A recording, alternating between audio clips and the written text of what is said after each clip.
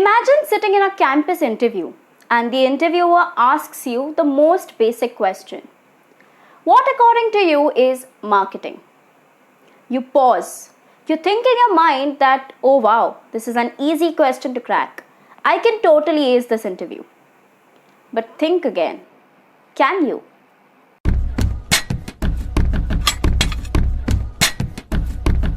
Hello you guys, welcome back to the Marketing Empress. I wanted to take this opportunity to thank you guys for the 200 subscribers, but at this point we are already at 210 subscribers on the Marketing Empress. So instead of giving you a milestone of 210, I have to give you the milestone of 220 to release the next video in this series. I am so thankful that you guys are really appreciating this series, and there is so much more to cover under this particular series, guys. So ensure that you help me reach the next milestone ASAP. For that, you need to like, share and subscribe to the channel by hitting the bell notification icon. And now without further ado, let's jump into the content. This video will cover the following points. What is the intent behind asking this question? What should you avoid while answering this question? And lastly, we'll look at how should you frame the perfect answer to this question. Let's start with the first one. What is the intent behind asking this question? Now, the intent of this question is really not around understanding how good you are with, by hearting definitions from a textbook. If that was the case, and if you think or if you believe this is the intent behind asking this question, then guys, you need to be really thankful that I'm coming up with this video, because that is not the intent. See, understand this very basically. If an interviewer is trying to understand how good your textbook knowledge is, then how on earth are you being unique? Alright, so in an interview, it's all about showing your uniqueness. What is it that makes you the right candidate for a job or a placement or getting selected for an MBA course? Correct? So you need to have some uniqueness coming into the picture. So the intent of this question can be divided into two areas. First, to understand what is marketing for you. As I mentioned earlier, textbook definitions may not really work. What you need to have instead is your understanding of marketing. So when you're answering, you need to put across your point of view with respect to marketing. The second thing that they try to judge is, why are you interested in marketing? Now, this may come across as a separate question to you, and I have an answer to this or an entire video dedicated to this particular part. But what I'm trying to talk about here is that when you answer what is marketing according to you, you are definitely going to highlight those areas or those things that are unique to marketing that you like. This can in turn communicate to you, the interviewer, that this is the reason why you're interested in marketing. Now let's look at what should you avoid while answering this question. You start the answer by saying, according to Kotler, marketing is. Pause. Do not talk about an author. Do not talk about a textbook definition, because when it comes to quoting another author or mentioning a textbook definition, you cannot go wrong with a single word. Alright? So, always avoid a textbook definition unless and until specified. Say for example, the question is a little twisted and asks you, what is Kotler's definition of marketing? Then they do not want to know what you think about marketing. Then they need to know what Kotler thinks about marketing. And that is when you need to have a textbook definition. Besides that, always give an answer which is going to be specific to you. Alright? Your understanding. See guys, there's a basic reasoning behind this. Even in school days, we were taught for theory subjects to always include examples. What was the reason behind that? The reason behind including examples is that you portray your understanding through an example. Okay, so what the textbook is saying is one part of it, but adding examples ensures that you have learned the concept well. You know what it entails and you understand it in depth.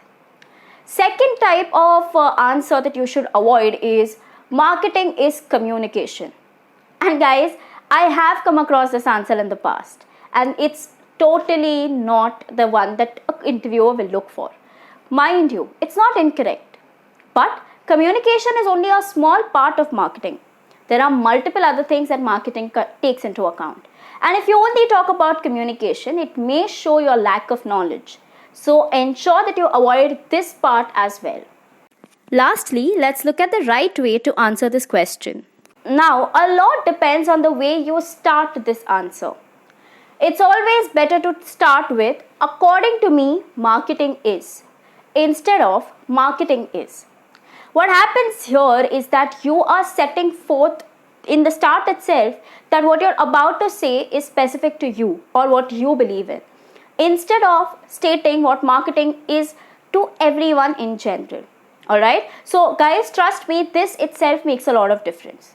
Here I'm also going to share 2 example answers to give while you're answering this question, because it might help you get a base and you can of course alter it the way you think works well for you. The first answer. According to me, marketing is all the activities that a company takes into account for buying or selling of products and services, keeping in mind the profits to gain. Now this answer may be quite broad, but what it helps you with is that it gives you a very basic understanding of all activities. Now all activities ensures that you're not leaving any crucial aspect of marketing aside or away from your answer. You're including all of it.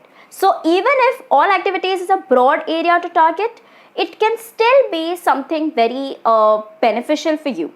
The second answer could be, according to me, marketing is taking into account your consumers' needs, understanding them well, and creating a product or marketing a product, communicating a product that will satisfy that particular need better than the competitor. Now, why I like this particular answer is because you are also taking into account your competition. It shows a very competitive spirit, and guys, very important part that you have highlighted in this particular answer is your competition understanding. That forms the crux of marketing, and if you guys can portray that in your interview, that you know this part, then that's definitely going to be a bonus. I hope you get the gist by now what I'm referring to when you're answering this question. But I also want to put in a caveat here. Understand that there might be a situation where an interviewer is actually asking you for a textbookish definition. But how do you gauge in the start itself whether you need to have your own marketing definition or a textbook definition? Well, it completely depends on how the interviewer has been with you so far. Is he asking you questions around your likes and dislikes, your understanding, etc.? Then you know that the interviewer is someone who would want to know your opinion about what marketing is.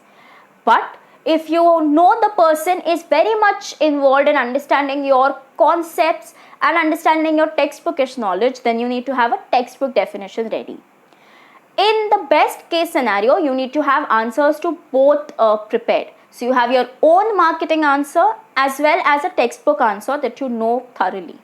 So that's it for today's video. I hope you guys enjoyed and learned something out of it. This is a very crucial question, and I know for a fact that not a lot of YouTube videos talk about how do we go about answering this question in an interview. I'm glad if I could add some value to your interview preparation. If I did, please leave some valuable feedback in the comments below. I would love to hear your thoughts on the same. Before you leave, like, share and subscribe to the channel by hitting the bell notification icon so that you help me reach the 220 subscriber mark, and I can release the next video in this series pretty soon. Until next time, bye-bye.